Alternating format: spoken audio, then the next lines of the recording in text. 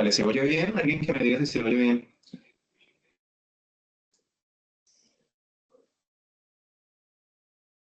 Es que esto está apagado. Se oye bien, Sí, se Jason. oye bien. Vale. ¿No se oye con eco? No. De acuerdo, pues voy a compartir ahora sí.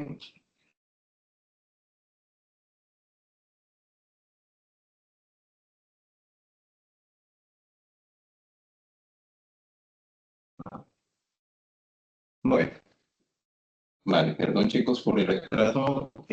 Vamos a hablar de herramientas o de uso de herramientas bibliográficas en inteligencia artificial en medicina. Creo que no me ha compartido la pantalla.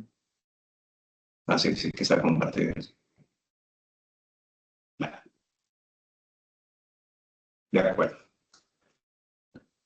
A ver, es evidente que hay un avance importante no solamente de la medicina, sino también de lo que es toda la tecnología que facilita pues, el desarrollo y la novedad de los últimos años hacia el desarrollo exponencial de la inteligencia artificial, de manera que, de hecho, entre el primer modelo de inteligencia artificial, el conocido tipo GPT, a la fecha actual, pues la capacidad que tienen estos programas o esas inteligencias artificiales es exponencial.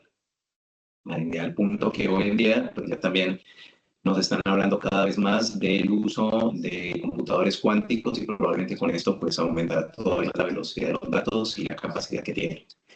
Entonces hay unos puntos claves respecto a lo que vamos a hablar hoy y es que tienen que ver con que hay muchísima información que es difícil a veces de clasificar por ese motivo. Necesitamos ser eficientes porque con la cantidad de artículos que se publican a diario, que luego veremos qué tantos son, pues es difícil escoger la información.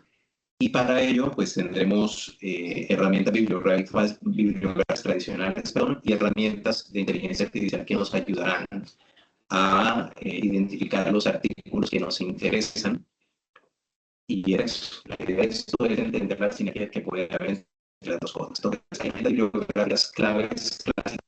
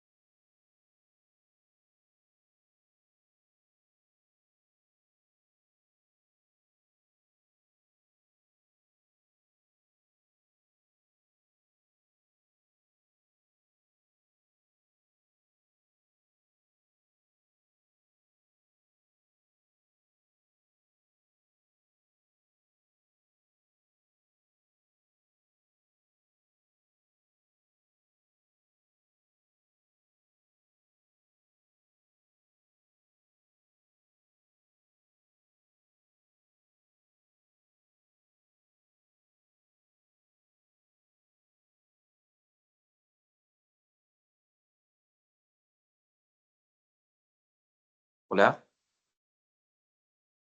No, no sé si soy yo, pero no escucho, no te escucho, Jason. Voy a entrar y salir a ver si soy yo.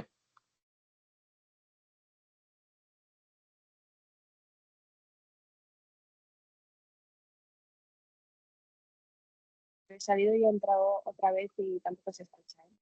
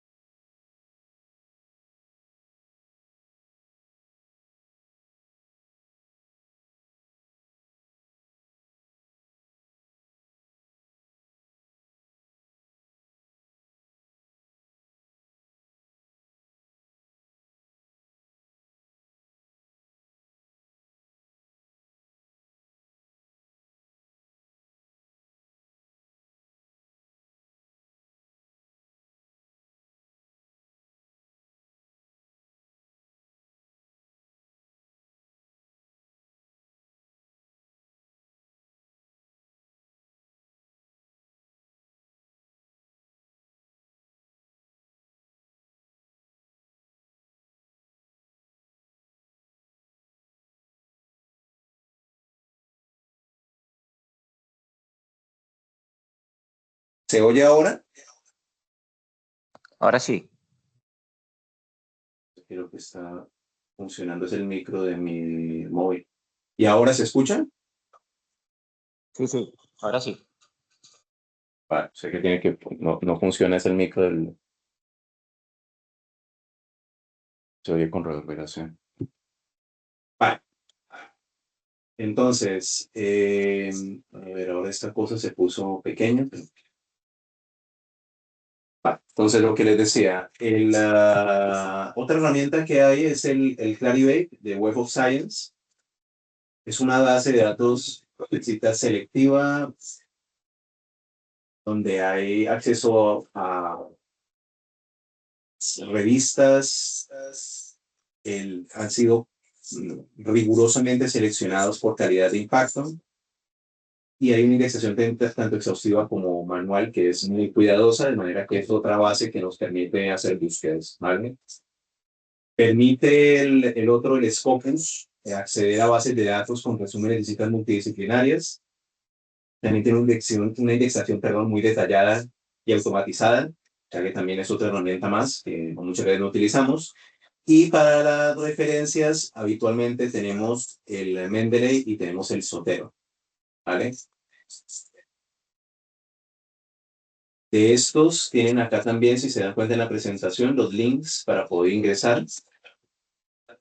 Y luego tenemos aproximaciones a partir de la inteligencia artificial que también hay que tener en cuenta. Entonces, lo que decíamos, lo clásico es hacer búsquedas con motores como PubMed. Luego tenemos herramientas de inteligencia artificial no específicas de tipo ciencia, o sea, no específicas para medicina o para artículos científicos, como el Perplexity, el ChatGPT, el Gemini, el Claude, el Copilot.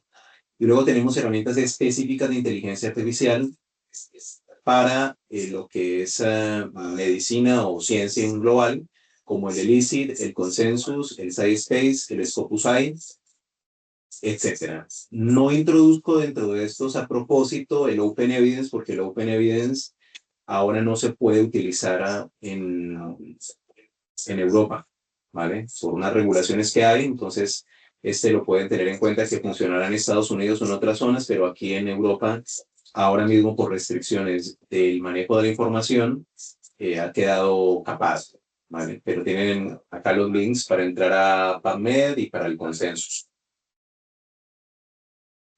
Vale. Impacto de la inteligencia artificial en la investigación médica, lo que hablábamos, automatizamos tareas repetitivas, podemos hacer análisis avanzados de grandes volúmenes de datos que antes eran muy complicados, podemos identificar patrones y correlaciones complejas y nos puede ayudar en la toma de decisiones basadas en datos.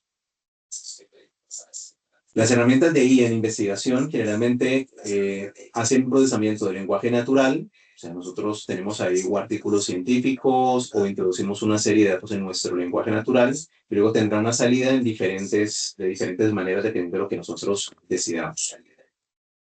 Tenemos software de análisis de datos que están incluidos dentro de la IA como el Python, el R, el MATLAB. Y hay chatbots y asistentes virtuales que también nos pueden apoyar a la hora de generar ideas y resúmenes. Por tanto, aquí entramos al momento de pensar en lo que es hacer búsqueda de información manual versus automatizada. La organización, pues más de lo mismo, podemos ayudarnos con ella para organizar. Y por ejemplo, como ejemplo práctico, por ejemplo, si queremos identificar biomarcadores, podemos utilizar la IA para análisis genómico. Si queremos hacer un metaanálisis, podemos agregar varios estudios para que lo trate de hacer la IA. O modelos basados en datos para hacer predicción clínica también, ¿vale? Lo que les decía de la realidad. Hay un volumen exponencial de unos 2 millones de artículos publicados en la actualidad, que son muchísimos, con unas citas en PubMed hasta de 23 millones, ¿vale? Estamos hablando de 2 millones de artículos año, 23 millones en PubMed, y uno se tardaría revisando todo eso cerca de 2 años incluso, ¿vale? Por tanto, lo que podemos hacer es utilizar herramientas para poder filtrar. Por ejemplo, si yo hago una búsqueda inicialmente a partir de Gemini o de GPT o del Cloud, diciéndole, mira, quiero buscar esto, ¿cómo lo preguntarías en el PubMed? Pues él nos puede acotar, nos genera el código mesh completo para ponerlo. Eso es una manera. Y luego, a la hora de extraer los datos y organizarlos, pues también es complejo, ¿vale? Por la cantidad de datos que hay. Aprovecho para decir que la IA que está autorizada en el hospital para utilizar es el Copilot, ¿de acuerdo? El Copilot tiene un lenguaje que es una mezcla entre el Cloud y el Copilot, entre el Cloud y el GPT, que es lo que es el Copilot. Dependiendo de la manera en que se utilice y los prompts que se usen, pues es útil, está bien. ¿De acuerdo? Entonces, lo que les decía de las referencias. De las referencias tenemos el Zotero, que es de código abierto y gratuito. Problema, que nos deja máximo 300 megabytes de almacenamiento. Sé que cuando ya hayamos colgado 300 megabytes de artículos, perdón, nos dirá que ya no podemos más. El Mendeley es gratuito y tiene hasta 2 gigabytes de almacenamiento, ¿vale? Tiene acceso a 106 millones de artículos incluso, bien. Y el EndNote, que es muy bueno, el problema es que es comercial y de pago, y tiene almacenamiento ilimitado. Por tanto, si vamos a trabajar en equipos colaborativos, el Mendeley estará bien, ¿vale? Para trabajar entre varios grupos. El Zotero es muy bueno en cuanto a las referencias, es más preciso que el Mendeley, pero el problema es la limitación que tiene en el espacio. En cuanto a las revisiones sistemáticas, lo que les decía, o sea, tenemos varias herramientas, está por ejemplo el Robot Reviewer, el Abstract, el Ryan y el Elicit. Son muy buenos haciendo esto.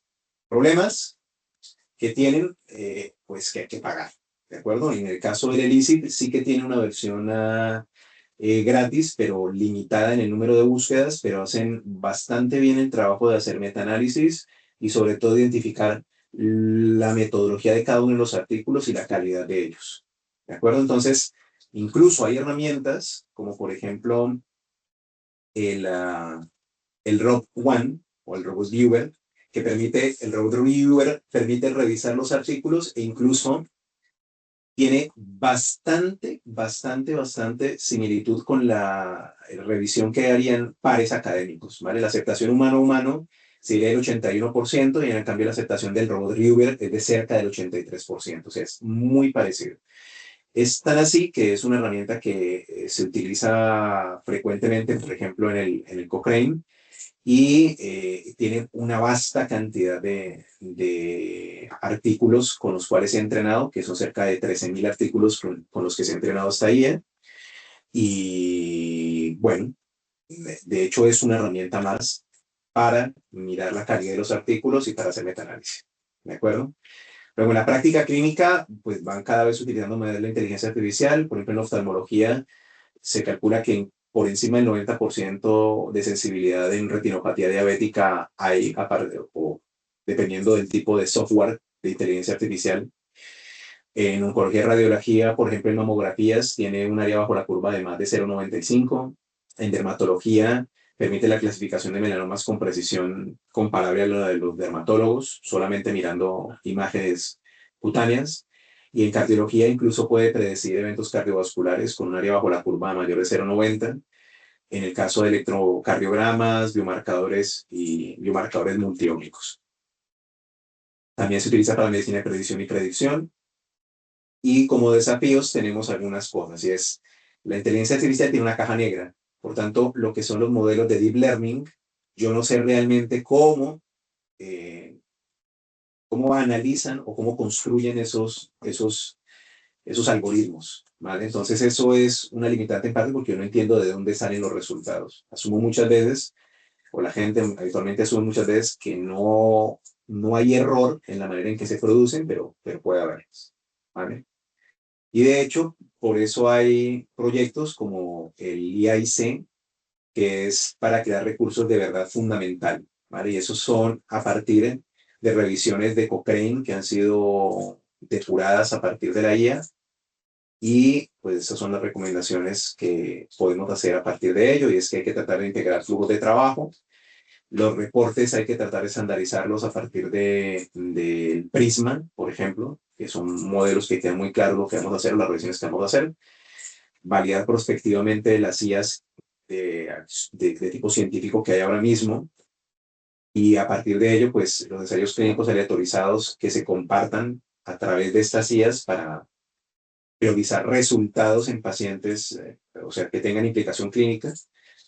También es una herramienta para formar investigadores. No teman a la IA, que la IA les puede ayudar a resolver problemas. Tampoco se trata de volverse estúpido, porque tampoco es así. O sea, la IA no es el cerebro nuestro y no se trata de que cada vez que tengamos una pregunta, ni siquiera hagamos el trabajo neuronal de hacer sinapsis y tratar de pensar. Se trata de que la IA es una herramienta adicional. Y hay algo más, y es que también este tipo de redes y la integración de ellas, un ejemplo práctico, por ejemplo, es el Copilot, que permite hacer grupos de trabajo y compartir información, pues realmente ha facilitado que haya desarrollo de bastantes cosas. Un ejemplo de eso es, por ejemplo, durante el COVID, durante la pandemia, si no hubiera sido posible tener ese tipo de herramientas y compartir entre todo lo que se iba generando, pues probablemente el tiempo de desarrollo de las vacunas hubiera sido más prolongado. ¿De acuerdo? Y ya está. Por ahora yo me quedo con eso. Perdón, yo dejo de compartir para que puedan preguntar.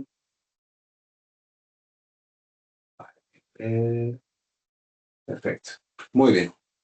A ver, pongo el volumen por si alguien quiere preguntar alguna cosa. Vale. Preguntas que tengan.